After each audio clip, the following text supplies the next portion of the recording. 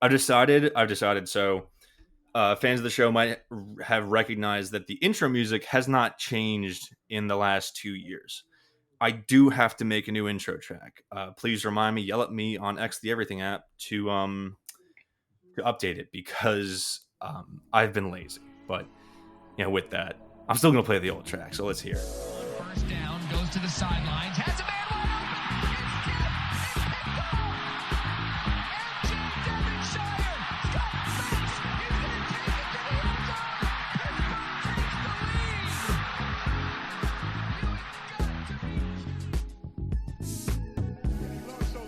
Reminds me of last year in the Garden against St. John.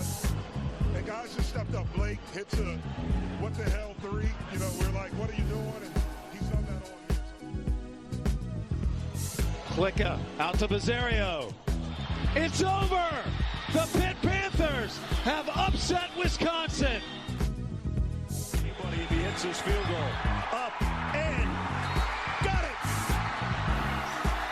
Sauls does it again.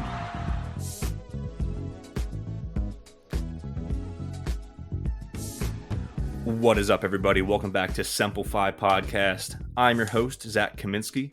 My co-host, Mason Kling, will be joining us a little bit late. Quote from him, exact quote here. Let me bring it up in the text group. Mason is, quote, being Eiffel Towered by fantasy drafts at 7 and 9. So he will be joining the podcast late. Now, at the end of our last show with Dom and Steven, returning champions, friends of the pod, great guys. If you're stuck around until the very end, first off, thank you. You're a hard-dig warrior. And second off, I did say that I had an announcement and a surprise for you on our next episode. With that being said, I'd like to announce our new third mic of the show. Previous Simplify OG Kent Vanderwood. He is retired from the pod game. He is welcome back anytime. We'll probably have him back on probably around basketball season, but it's he's got some other stuff in his life to take care of. He's got some busy stuff with work and personal things going on. So without further ado, I'd like to introduce longtime friend of the pod, returning champion, and now official third mic of the show, Ian Labach, the Pit Pope. Welcome to Simplify Podcast. Your contract has been signed. We gave you a supermax, and unfortunately, you will be traded Nico Harrison style when I have to blow this all up. Well, I mean, if you get someone the equivalent of Cooper Flagg, then I totally understand. But I'm super glad to be here. Love the show. So hyped to get this going. Last season, the Panther Pit. Hopefully we're sitting here in 3 months talking about college football playoff. So I can't wait. I'm not going to get ahead of myself like we did last year. So I think what we're going to do instead of that is we are going to focus on recapping Pitt's season opening win in the first city game in 80 years, 61-9 against Duquesne. Listen, I'll be honest with you. I'm not going to try and go in depth here with any sort of recap. We were saying this before the show got opened, but it's an FCS game. You're not really going to learn much at any position. Your players are simply better than the players lined up from you across the field, but that does not mean we cannot take things away from the game. And, at least we're still going to overreact. I mean, come on, Simplify Podcast. What do you expect from us? So, Ian, I'll just let you run off. What's your immediate takeaway from Pitt's season opening win against Duquesne at home? I think there's a lot of great things that we can take from this game, right? I think even though Pat Narduzzi likes to be really vanilla with his lineup, I think that we can kind of gather kind of what he's thinking throughout the year and kind of where he's going with rotations and stuff. So I think we saw that BlueChew Hicks is going to be a focal point of this offense. Redshirt sophomore transfer from Louisville, if I'm not mistaken. The 2 touchdowns, the one-handed grab into the Panther Pit was electric. And I think that we know that Jules Goff is the second running back, which we pretty much knew into the offseason. But I think that the thing that I took away from it is that I think pass pro this year is going to be a lot better with the line that we had in the first game. So to recount, Our line at left tackle was Jeff Percy. Left guard was Keith Kuvea. Center was Lyndon Cooper. Right guard was B.J. Williams, and right tackle was Ryan Baer. I think that line was good in pass pro, but running the ball seemed to be a struggle. I would like to know what you think about it, Zach. Yeah, so that's one thing where like I don't really like yes, they looked very good in pass pro. I think that Eli he was kept upright all day. He was only pressured like once or twice that I really caught, you know. I think that even though the pass pro looked really good, Eli I think was honestly kind of had some rust to shake off in the first quarter where the offense looked a little bit out of sorts, you know. You got to think about that Eli has not been in a full speed game rep since the first quarter of the Louisville game last year. So there's some rust to shake off. There's some like, you know, just getting up to game speed stuff. With the O line, I do think like yeah, they look good, and I think Steven posted that like they had a really good success rate running behind the left side of the line behind Gouveia and Percy. But I am also not going to take much away from any successes they might have had during an FCS game. I think that you know, yes, they blocked their men, and I guess the more important thing is that they didn't do anything stupid. There weren't like any like blown. Like I think there might have been one, but I'm failing to recall it. But there might have been like one blown pass pro. But like yeah, I think with regards to how the O line looks, and I do think that they looked better.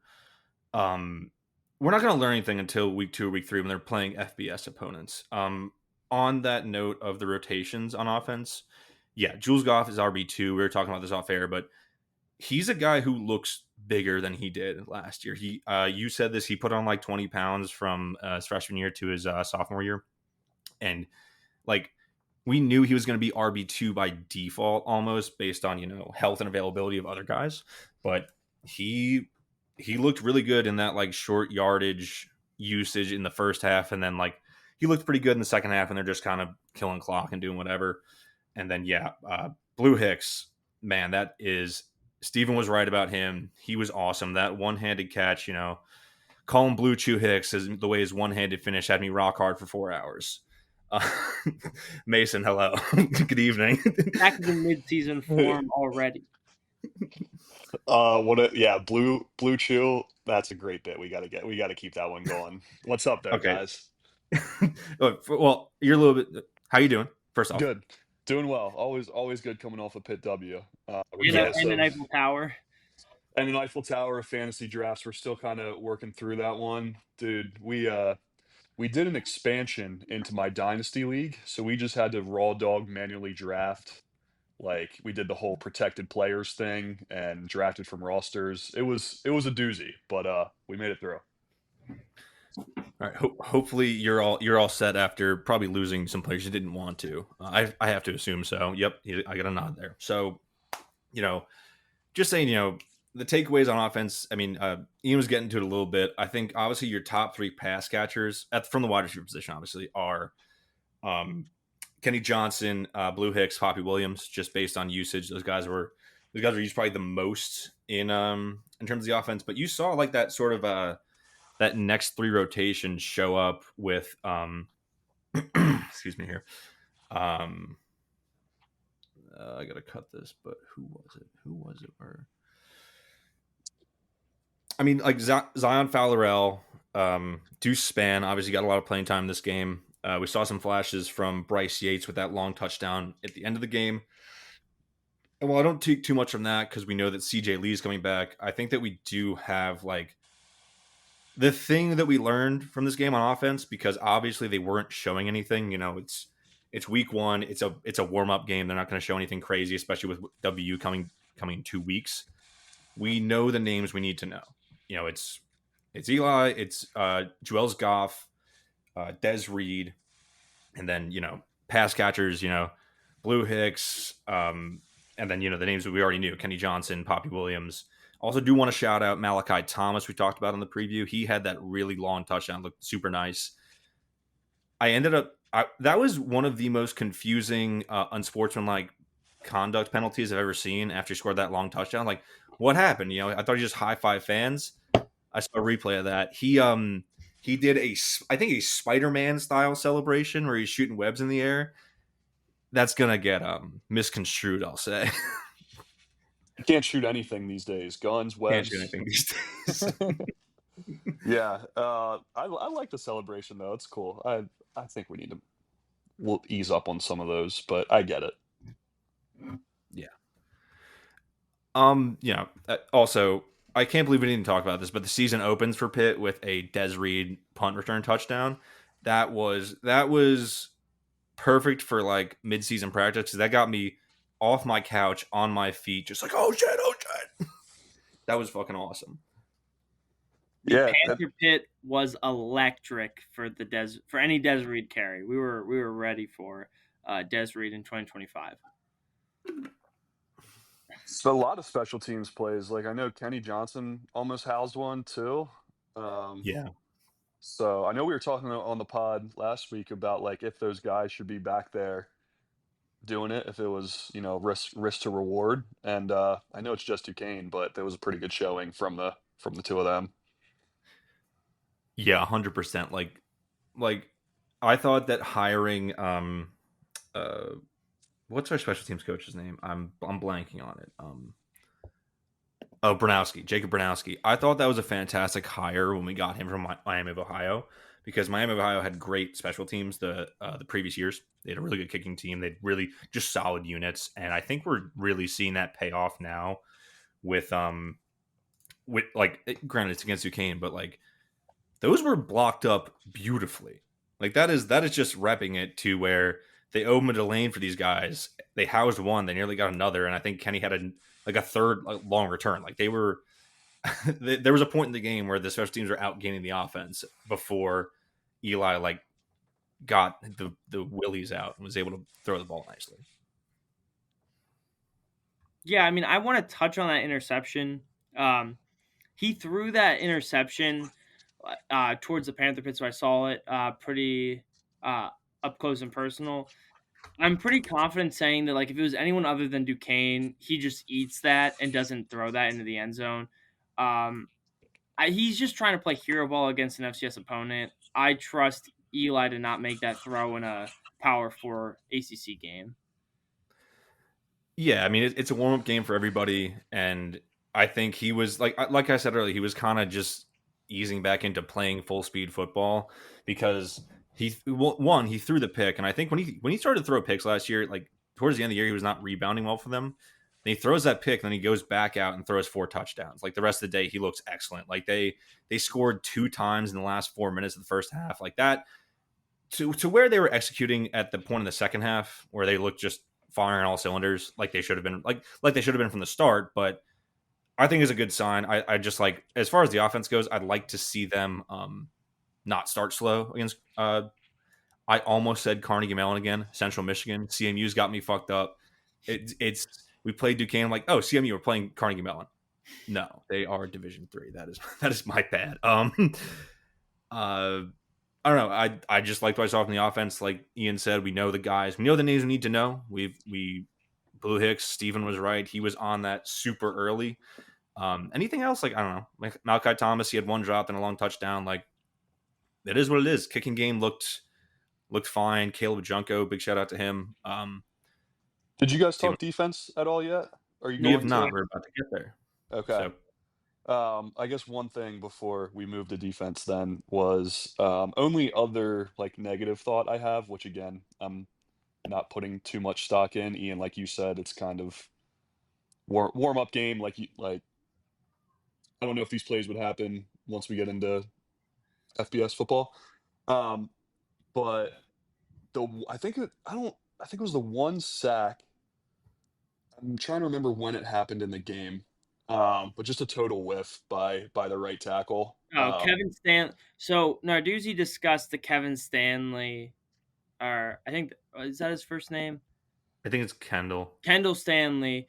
They put him in at right tackle. He didn't play right tackle a ton in the fall camp. He played there a little bit in the spring.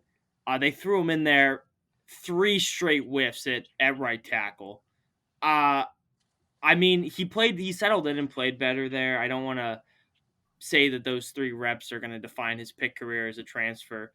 But No, it was a pretty awful whiff. But Yes. it's his first. It was his first snap as a Pitt Panther. I'll give him a little bit of leeway there.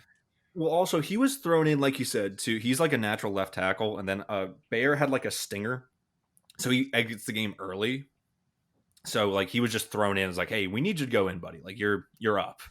But you're right. I was thinking about that. I couldn't think about it early, but yeah, Stanley definitely did not introduce himself well. But you didn't hear his name called after that, so I think he just settled it. So Yeah, but that and the pick from Holstein were kind of like literally the only couple of things that weren't weren't the best, and that's what happens in the first game of the year. That's why you play these games before you start up. So I'm pretty yeah. content with the offensive stuff. Also, like clean from a penalty standpoint too. Like I don't remember any big plays being called back. Like yeah, they just started slow, but then they realized they were. I also think that Duquesne was really up for this game. Obviously, being like the local like second tier football school. Like oh, we're gonna show these guys, and then like Pitt like kind of woke up like oh, okay, all right, we'll start playing. Like I think there's a little bit of that with Saturday's game. I was gonna mention the last like kind of negative thing I had. Pitt was 5 of 14 on third down against an FCS opponent, and they Yeah, it had wasn't good. they had third down issues last year, especially once we hit ACC play, getting behind in the sticks, maybe throwing an incompletion on first down and then running for 2 yards on second down. Um, but I'm not super worried about that because a lot of those third down calls when they were behind the sticks were runs or maybe like a halfback screen on third and 8. I just don't think Narduzzi historically likes to show anything in these FCS games. So I'm like not super worried about it. I see people very upset about it online. But I just think the playbook is so vanilla that they're not showing anything before the backyard brawl. Yeah, and like also a lot of those third down calls, like they just went for it on fourth anyway. Like they knew they were in two down territory, and there's like, okay, yeah, we'll just get a couple yards and try and get closer here. Like I'm not like you said, they're not showing anything. Um, Definitely do want to talk about the defense though, because I mean, as expected, they really shut down Duquesne outside of one long throw, and yes, Javon McIntyre gave up the big throw, as I said last week when we recorded, but that is the defense Narduzzi runs. Outside of that, they held Duquesne to a 29% success rate on defense, um, only 3.5 yards per play. Like it was as expected from the defense. The linebackers were awesome. Think they probably went a little late with their starters, seeing that Lovelace got dinged up and went right back in the game. I think Battle left the game early with an injury. But other than that, really, it's names to know. And me and Ian were talking about this a little bit before we fired the mics up. But I think that like guys that were like at positions that we knew we needed depth at, right? The end and cornerback especially. First off, I think that Cruz Brookins played out of his mind. He was great on Saturday, but I was really impressed with what I saw from Blaine Spires, from Joey Zielinski, from Zach Crothers, the redshirt freshman. Another guy, along with Jules Goff, who looks really big on TV. I think he put on a lot of good weight this offseason. And then at cornerback, I mean, Sean Lee and Shadarian Harrison looked really good when they were rotating in as well. And then we saw a lot out of Pitt's Delta package, which this year they trade in one of their D linemen for a third safety. Looks like it was Kavir Baines Marquez from UC Davis most of the time, but like we're starting to see the rotations. I'd like to see the defensive line perform at a similar level against FBS opponents with Central Michigan, but I think that out of Spires, Zielinski, and Crothers, like they're going to find one guy who can play, and I think that the staff's excited about Crothers too. I heard that in the broadcast, but I guess Jaden Moore did he suit up? Because I didn't see him hit the field, but I guess nobody really knows about that. I think it's weird. He's been in the cast, I think all of fall camp. So we'll kind of monitor that. But I was very impressed with the people behind him. I Yeah, also for sure. that D tackle room like is so deep. Like I love Isaiah Ghost Neal, Francis Brew, Sean Fitzsimmons, Nick James look good, and even like your fifth string D tackle being just your Whittington, a former 4-star, like this has to be one of the most talented D tackle rooms that Pat Narduzzi has had in his tenure at Pitt.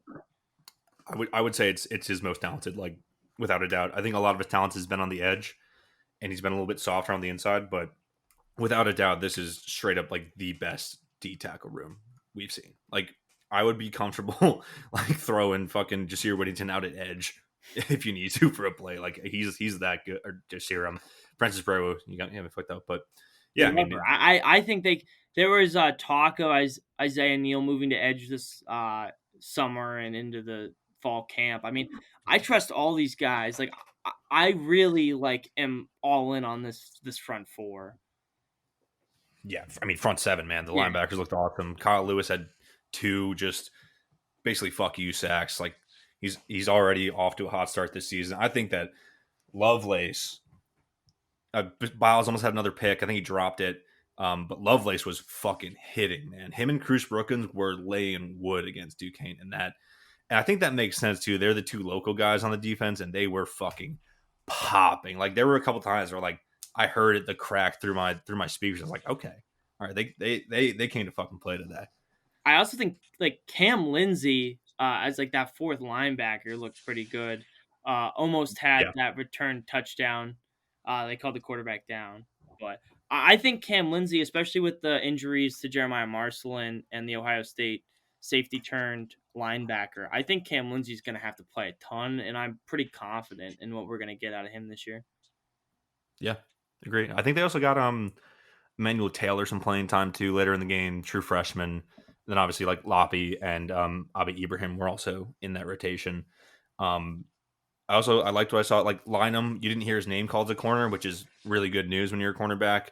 I want to shout out Sean Lee when he came in when Rashad Battle went off the field. He looked really good. He threw a fucking hit too. Like these young players are gonna play, and I think they're really talented players, man. Again, all of this to say this is against an FCS school as well. I'd like to shout out Andy Isabella's younger brother. That's a quirked up white boy. He's gonna have some yards in the FCS this year, but yeah, man, no complaints. You won your FCS game 61-9, and I want to check this real quick because yeah. Also, we beat Duquesne by a larger margin than West Virginia did 2 years ago. They beat them 56-17. So we both scored more points and let up less points to Duquesne. Pretty good. I don't have anything else though. I mean, yeah, it's your FCS game. Whatever. Anything else on football week 1? Getting some no's, no head shakes, no. Okay. I mean, really I would shout out Trey Batowski looked good as a true freshman kicker, but yes. I mean, one of them was blocked. It wasn't his fault. But tad worried about a true freshman kicker. My mental health riding on a true freshman kicker, but that's a discussion for another episode. That's an issue when it becomes an issue. That is something you can't think about until it happens to you. Is my mindset here, because can it become an issue? Yes, at any time. Am I going to worry about it becoming an issue? No, I'll drive myself insane. So, yeah, I don't know.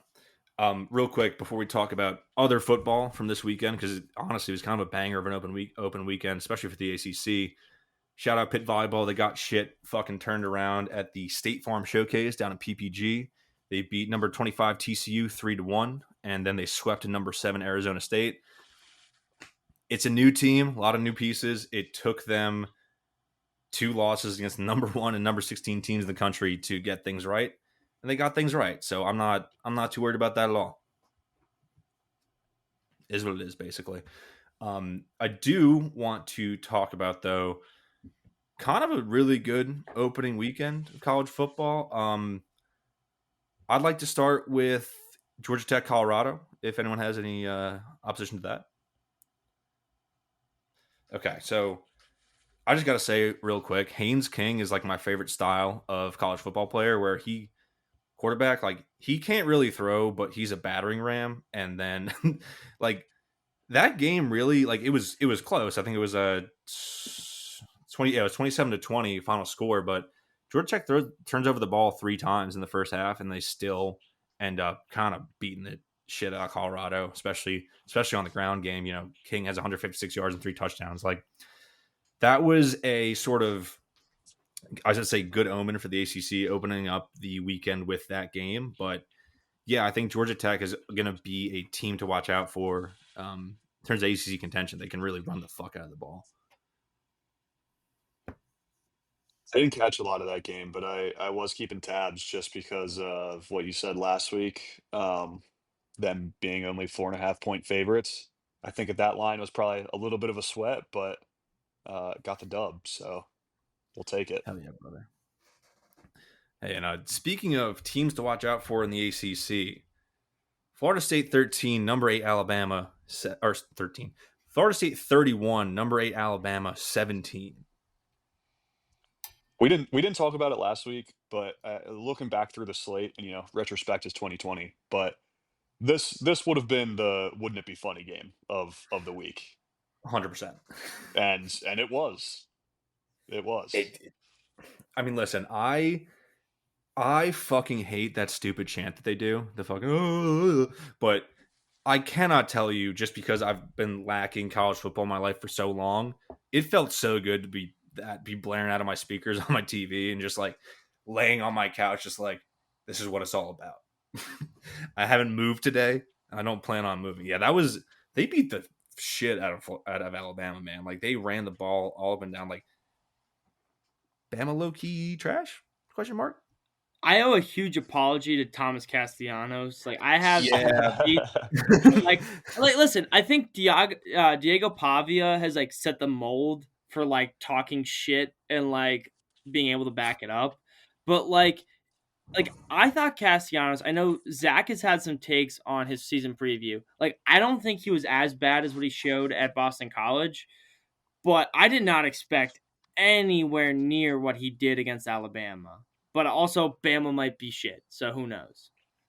Yeah, it might be too early to tell. And like, he wasn't great throwing the ball. He was pretty good running. And like, they were really mashing with like their other running backs, like that Gavin Sawchuk run to put to the final touchdown they put on the board. Like, that was crazy. But I think the real takeaway from that, like the biggest takeaway from that game, is that Ty Simpson, the Bama quarterback, holy shit, that is one of the, like, that's a bad quarterback. Like, I was watching the game, like, he would get out of pressure, like, miraculously find his way out of the pocket, and then throw the worst ball you've ever seen. And it clicked with me like a couple hours later. It's like, oh, he's Bama's Phil Dracovic.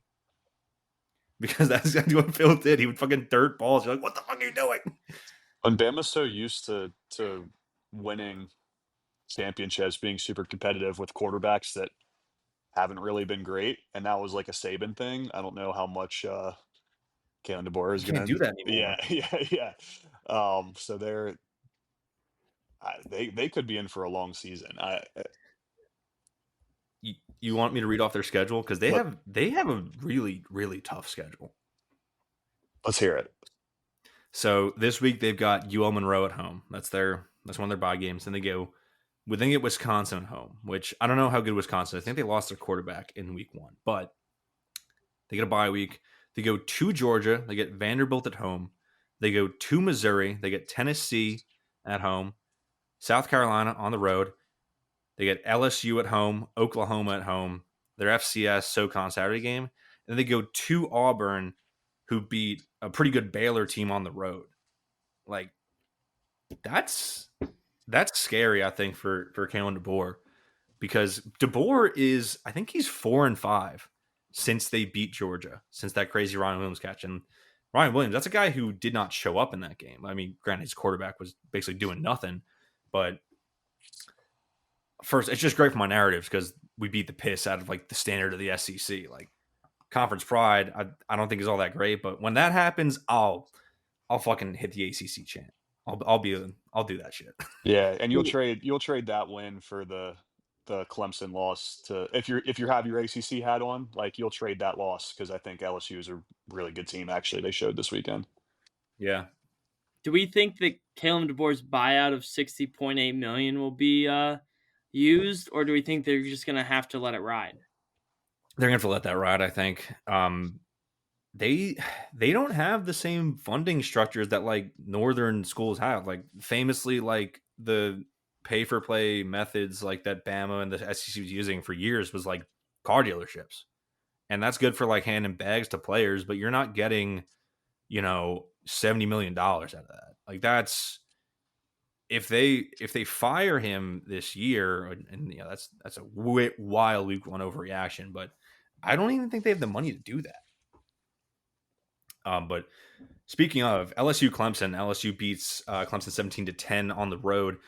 Cade Klubnik, wow, that was a tough game from Cade Klubnik. He did not look comfortable all night. I think that LSU was better than 7 points in this game. Like they were really tearing up Clemson's defense like until they got to like the 35 and they would sputter out. I think they also got a touchdown, like that weird touchdown that was called an incompletion. I did not agree with that. What the fuck's a catch? Yeah, I don't know. Clemson though, I think is still really good because they kept it close against a good team, but I think they're not maybe as good as we like. The ACC might be more wide open than we thought it was after this weekend, right? Yeah, I also think that like the ACC is better than people think.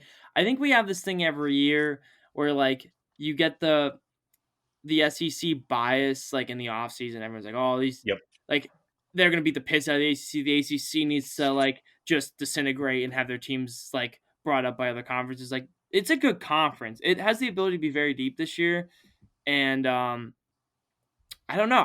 I like there's a non-zero chance that like you have a team that's not historically won the ACC in the past 10 years and Pitt, FSU, and Clemson that wins this year. I think it's way more wide open than people think, especially if Cade Klubnik doesn't kind of play better than he showed against LSU, which LSU is probably one of the best defenses he's going to face all year. So I expect him to rebound, but I don't know. I think there's still a chance that he's not as good as people originally thought.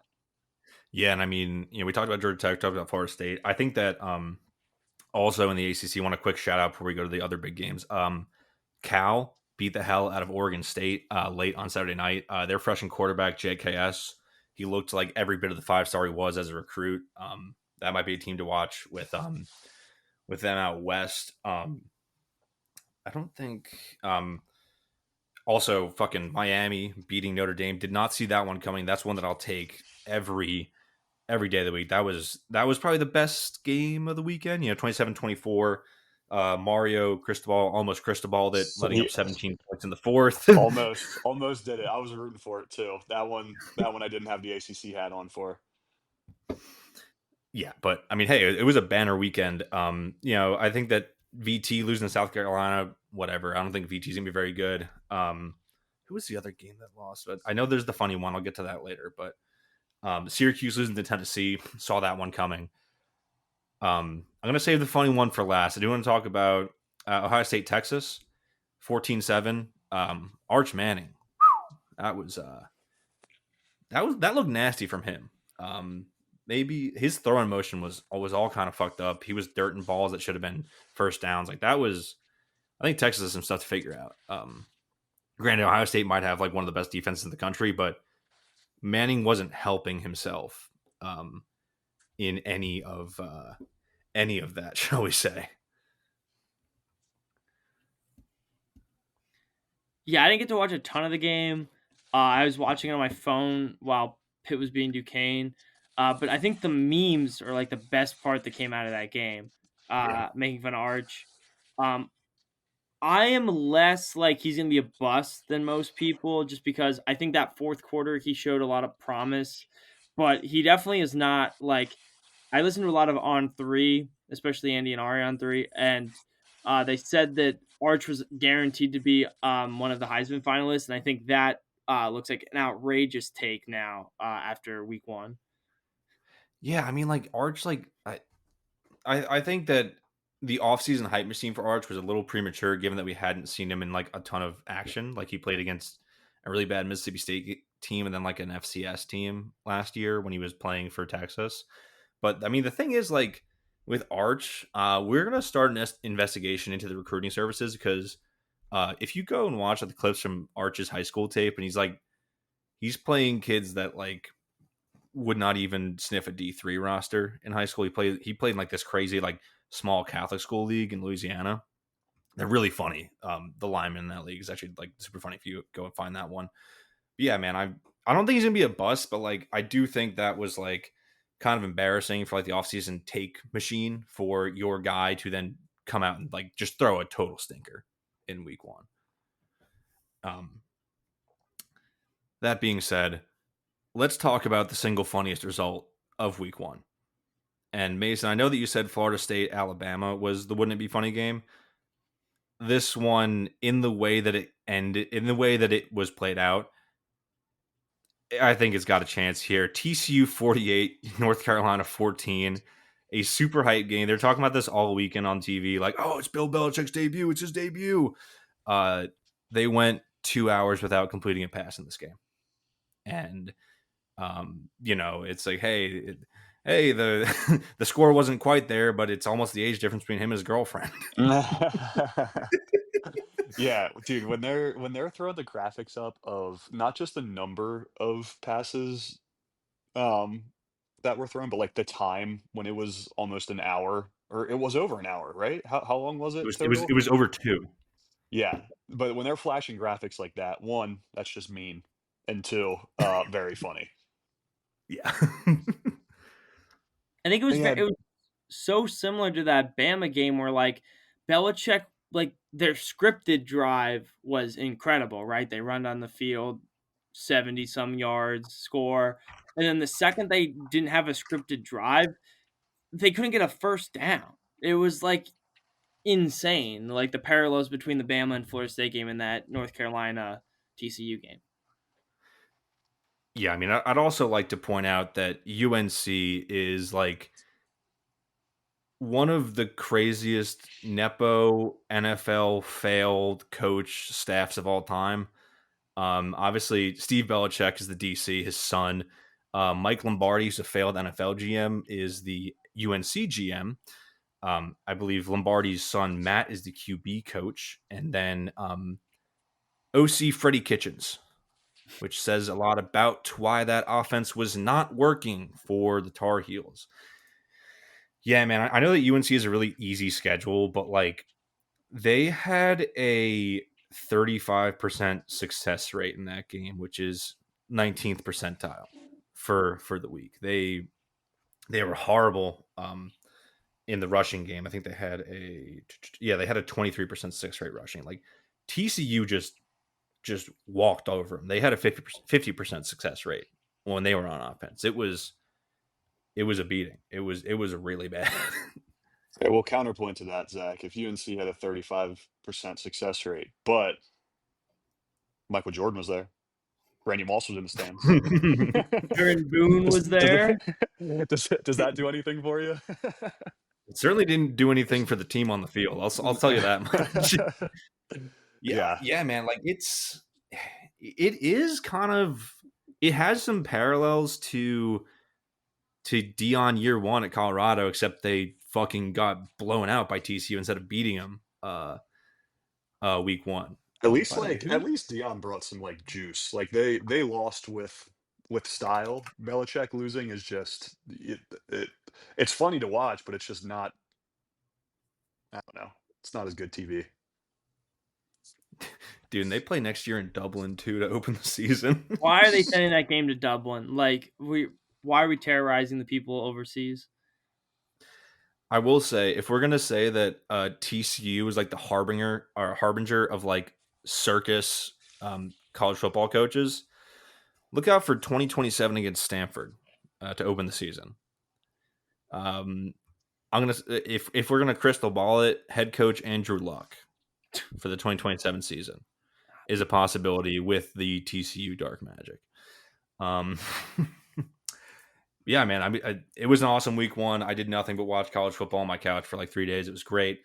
I don't think I have any other games I want to highlight. I don't think I have anything else. It was a lot of bye games.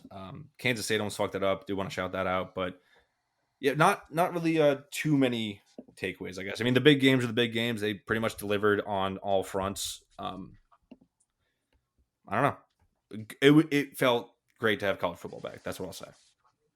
I Absolutely. think Indiana only went by 13 to Old Dominion was kind of weird, but I just have a hate for Signetti's, as we probably all do. So Yeah, speaking of, I think that Frank is making his IUP football debut this Thursday, I believe. Let me see this. Yeah, it'll be coming out today if you're listening to the podcast on the day it drops. I don't think they have a broadcast up for this, or maybe you can watch it on the IUP website, but possibly an all-time hate watch if you have the time at 7 o'clock on September 4th. So with that being said, let's look ahead to our week 2 opponent in Central Michigan. They're coming to town, and they are coming off a 16-13 win, a 16-14 win over San Jose State in week 1. They are led by a year 1 coach in Matt Drinkle. He is an ex-Army coach. I guess you say he's a veteran. Nice. Yep. And let me tell you, they run the hell out of the ball. I mean, I think that let me pull up their stats from week 1 real quick. I have it set to FBS top 25. That is my fault. Central Michigan, there we go. Apologies to listeners at home who I didn't have this pulled up. Where's the fucking box score? Yeah. So Central Michigan in their 16-14 win, they only threw it 13 times. They ran it 50 times. They ran it 50 for 247. They threw it 8 times for 115. This is not really an option team. They're more of a downhill running team. A lot of sets out of the I formation, some QB keepers with some like lead blockers out of the backfield. And it's, I guess the takeaway here is that this is a team that just don't keep it close against them, I think is the key here, right? Just shut down the run game. They really can't do much else. They're just a running team. I think that bodes well for what we do well on defense and what you guys just talked about earlier in that front seven. So, um, hopefully we'll be able to keep them bottled up, let the offense run wild, and take care of business again. I mean, Yeah. what else would Pat Narduzzi, like, if you asked him what his ideal team that his defense fits against, it's, hey, we succeed well against a team that runs the ball a lot, and we're going to challenge them to throw the ball against some corners that I'm like in Shadarian Harrison and Lynham. I think that both of those guys can be really good, especially if they're only going to be challenged, between 15 to 20 times in this game. I mean, they're probably going to run the ball 40 to 50 times on Saturday. Yeah, I mean, they'll probably try and pass it later. Like when they did throw the ball, they did have success against San Jose State. They had like I said, 13 passes, 7 of them were successful, which is good enough for a 54% success rate.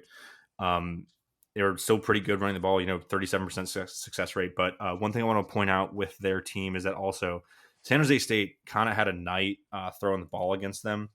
They shot themselves in the foot in the red zone with their quarterback, completed 24 passes for 308 yards.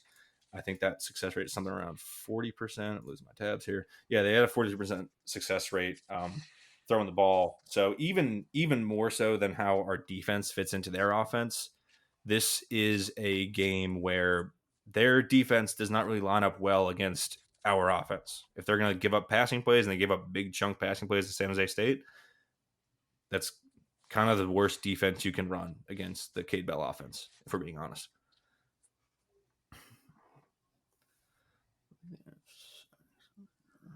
I mean, I don't think there's a ton to talk about. I think this is a little leg up on next week, or this is a little leg up compared to Duquesne. See the same things that we saw in the Duquesne game, and get ready to go down to Morgantown in 2 weeks. Yeah, that's really all you can say. Just because, it's another warm up game. It's a warm up game that really, really looks to be in your favor, but it's what is there to preview? It's Central Michigan. Just win this game. Just don't lose this game. Pretty much. just play like you're the better team, which you are.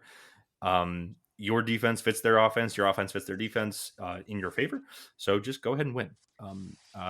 I don't think they're going to be like. Would I like for them to score 60 again? Would love to see it. Well, am I going to expect it? No, I do expect a wide margin of victory against a year one coach, though. So that's kind of my take on this weekend. Directional Michigan teams always scare me circa 2021. But Yep.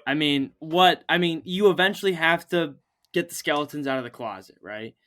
And the other thing that I wanted to talk about, I think we've kind of got CMU versus Pitt kind of locked down, but are we all Bearcat? That's Ohio's mascot, right? Are we like Ohio fans this weekend against West Virginia? Like Yeah. it's a it's a 2.5 point spread against a MAC school. Like that's insane to me. Yeah, especially because I want to talk about a team that was sleepy last week. West Virginia was only up like 10-3 on Robert Moses, uh, or Robert Morris, whatever. Well into the second quarter. Yeah, I don't know. Yeah, whatever. Robert Moses is the racist guy from New York. My bad. Um, of course, I'm rooting for Ohio. They were throwing the ball all over the yard against Rutgers last week. I'm trying to I'm kind of gauge what they do against the West Virginia defense. Next week, I'm going to try and make an effort to watch that game if I can, but it's definitely obviously I'm interested in West Virginia losing, but more than that, I kind of want to see what their defense does against the Ohio offense because their quarterback Parker Navarro had 239, 3 touchdowns against Rutgers last week. I think on Friday. Obviously, West Virginia ran the ball very well against Robert Morris. Let's see. Basically, it's going to inform us what we are going to see next week, more or less. I don't think they're going to show too much either, but Ohio's going to be showing stuff, and that's on the road in Athens as well. Very strange. I mean, Pitt I mean, played they might. Western Michigan at Western Michigan, so I don't know though, Zach. Ian, you said the line's 2.5. I'm seeing 3.5 here. I thought Three and at a one half. point I saw it at 2.5. It had moved from 3.5 to 2.5, so I guess I moved back. But That's still, still that's still still an insane that's still line. insane. Yeah. And I mean, the better in me is like, do we really want an upset this week? Because then Oh, then you're gonna have a you get the motivated list. bounce. You have a motivated bounce back game next weekend. But I don't know, I guess you can't look into that too much. But if West Virginia might have to show some stuff. If they're only 3.5 point favorites, like that's not a let's keep the playbook shut kind of game. That's a let's not embarrass ourselves here. There's a Yeah, I guess one. there's a Go ton ahead. of talk about West Virginia's quarterbacks because they were like PFF ranking. 3 of their quarterbacks were top 4 in PFF Big 12 rankings. They threw the ball like 4 times. Like it's such a small sample size that like you have no idea what these guys are going to be. And eventually Rich Rod has to pick one and see if they like can have what it takes because you can't play 3 quarterbacks against Pitt. Like I don't know.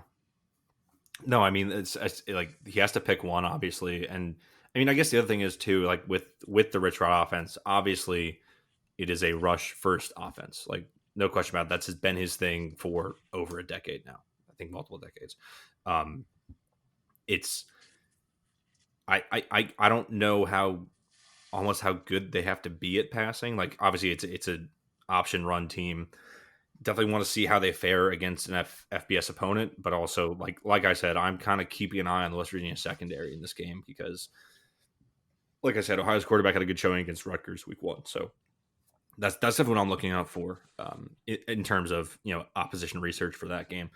I guess that kind of transitions well into the week 2 slate, which by the way is not very good. Yeah. So talking week 2 slate, I mean Friday night you've got James Madison, Louisville. Could be fun. Yeah, I'm not too many high hopes. I mean, it's a bleak slate in terms of like good on good. It's a lot of bye games. It's a lot of nothing. I think that the best slot of the weekend is probably the noon slate. You've got if you've got multi-view, you've got multiple screens. It's definitely worth the second screen for at least one of these games if it's close. You got Illinois at Duke. You got Iowa at Iowa State. And you got Baylor at SMU. I'll be honest. I like the Cyhawk rivalry. The games are always like an offense to God. They are like always slot fests. I think that Baylor SMU has the potential to be probably the best overall game of the slot. SMU's a 2.5 favorite at home. Baylor's coming off a pretty close loss to Auburn. Also, kind of interested to see what SMU does against what I think is going to be a pretty good Baylor team by the end of the year, even though they kind of got worked by Auburn in the trenches in that week 1 game. Yeah, I think I watched the Baylor game. I was impressed with their offense, but I feel like they're a stereotypical Big 12 team, like high-powered offense, defense kind of shits the bed. Every game's gonna be 42 to 45. Just every spread's gonna be 3.5. Like some better's wonderland over there in the Big 12.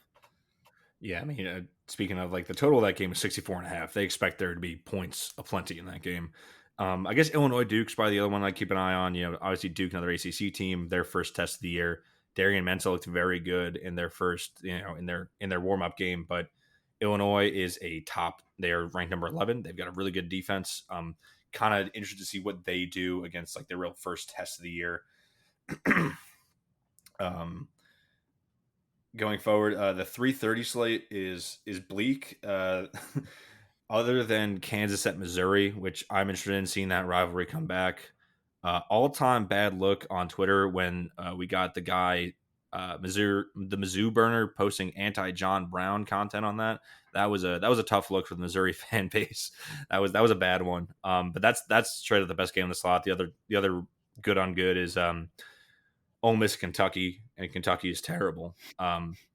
Maybe Miami of Ohio and Rutgers is good, but this is probably a one screen slot unless you want to, and then you get into your hate watch for West Virginia at 4:00, and then it's nothing in that slot. You've got Army at Kansas State. Kansas State has looked bad this year, but Army also lost to an FCS team, so that's probably not going to be good. It would be funny if North Carolina followed up their loss to TCU with a loss at Charlotte. Don't think that's going to happen because Charlotte's not very good, but could happen. Probably the wouldn't it be funny game of the week. And then at 7:30, I guess you got probably the biggest match of the weekend with definitely the matchup. Michigan going to Oklahoma. That's 15-18.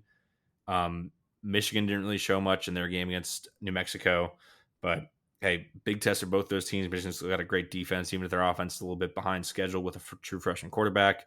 And John Mateers looked good at Oklahoma. And then I guess Vanderbilt at VT on the ACC network. I don't think Virginia Tech's going to win that game. They're going to start 0-2, to be honest.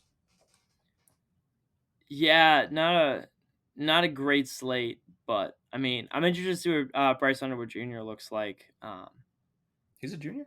Or maybe it's just Bryce Underwood. But he I think that it'll be a real test for him as a true freshman. So yeah, for sure. I mean, like it's pretty much when you're getting to the night slate, it's between Michigan and Oklahoma, and then just pretty much whatever's closest between Vanderbilt, VT, and then Boston College, Michigan State. I guess definitely. I don't really.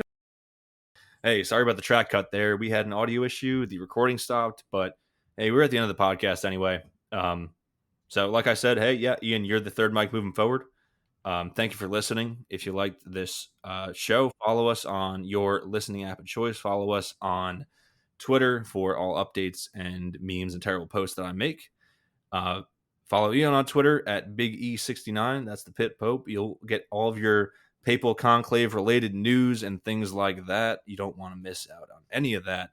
And with that, we'll see you next time. Hell of a Pit. Hail to Pitt.